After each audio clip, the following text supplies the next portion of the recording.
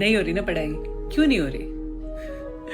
मौत आ रही है ना पढ़ाई करने में। कितनी मुश्किल है भाई पढ़ाई, कितना स्ट्रगल है पढ़ाई में। तो यार एक छोटी सी कहानी सुनाऊंगी मैं तुम लोगों को, वो भी मेरी लाइफ से रिलेटेड।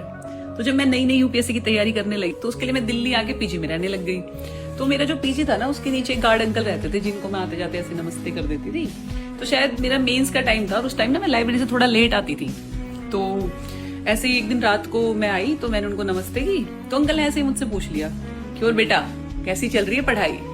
और मैं भाई वो जो एस्पिरेंट होता है ना जो भरा बैठा होता है उसकी तरह भय भय करके मैंने कहा अंकल मेरी तो जिंदगी बर्बाद हो गई, पता नहीं क्यों मैंने तैयारी शुरू करी, इतना कंपटीशन है इसमें तो होने का ही नहीं है और इतना स्ट्रगल है, आप सही, आपका टाइम सही था, ब्ला ब्ला ब्ला। और अंकल ना थोड़ी देर तो मुझे देख सुनते रहे और फिर हल्का सा मुस्कुराए और फिर मुझे कहते हैं कि बेटा स्ट्रगल क्या होता है आपको पता ही नहीं है। स्ट्रगल वो होता है जब आपको चौकीदारी की नौकरी करनी पड़े और आपको महीने में सिर्फ 8,000 रुपए मिले और उसमें आपको 4 बच्चे पालने पड़े। और ये सब नौकरी, ये चौकीदारी, ये सब कोई नहीं करना चाहता, पर क्या करे, मजबूरी है, जिम्मेदारियां इतनी है घर की। तो बेटा आप जो करना चाहते हो आप उसकी तैयारी भी कर पा रहे हो, आप उसकी कोशिश भी कर पा रहे हो, ये बहुत बड़ी बात है अपने आप में। फिर उन्होंने बोला वरना जाके पूछना गांव में अपने पिताजी से, अपने चाचा से कि उनको किसने इतने इतने दिन बैठ के पढ़ने का मौका दिया। कोई नहीं देता था। पहले 10वीं कर ली, 12वीं कर ली तो सब लगता था कि बस अब फौज पुलिस में लग जाए, लग गया तो ठीक है, नहीं तो अपने खेती बाड़ी कर लेगा, क्योंकि शादी भी करानी होती थी।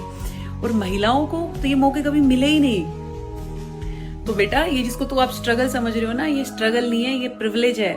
और मेरे को ऐसा लगा कि हाँ यार कितनी सही बात है यार, ये वी आर लक्की कि भाई शायद हम वो पहली पीढ़ी है या वो पहली जनरेशन है जिनको ये मौका मिल रहा है कि हम 4-4, 5-5 साल बैठ के किसी भी एग्जाम की, चाहे वो यूपीएससी हो, एसएससी हो, नीट, बैंक, आईआईटी, उसकी तैयारी भी कर पा रहे हैं। सही में बहुत बड़ी बात है यार, हम बस इसको फॉर ग्रांटेड ले लेते हैं। तो भाई अपने माँ बाप को थैंक यू बोलो और इसको स्ट्रगल मत समझो, इसको जान पे मत समझो कि मौत आ रही है। सबसे आसान काम है, कल को जब नौकरी करने जाओगे ना तब पता चलेगा कि ये कितना इजी था।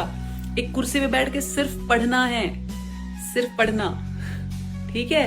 तो खुश रहो और दिल से पढ़ाई करो यार। बाकी देखो सिलेक्शन होना ना होना आपके हाथ में नहीं है और इतनी कुछ चीजें तो भगवान पे भी छोड़ देनी चाहिए यार, वो हमारे लिए सब अच्छा ही करेंगे। बस हमें अपनी तरफ से मेहनत करनी है और मेहनत करने में मरना नहीं है यार। ऐसे नहीं है, हमसे नहीं हो रहा, क्यों नहीं हो रहा यार?